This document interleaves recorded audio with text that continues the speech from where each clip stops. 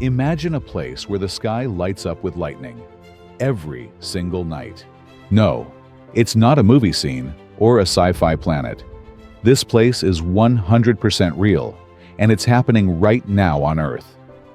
Welcome to Lake Maracaibo in Venezuela, the lightning capital of the world. Here, a crazy weather phenomenon called Catatumbo lightning strikes up to 280 times per hour for more than 160 nights a year.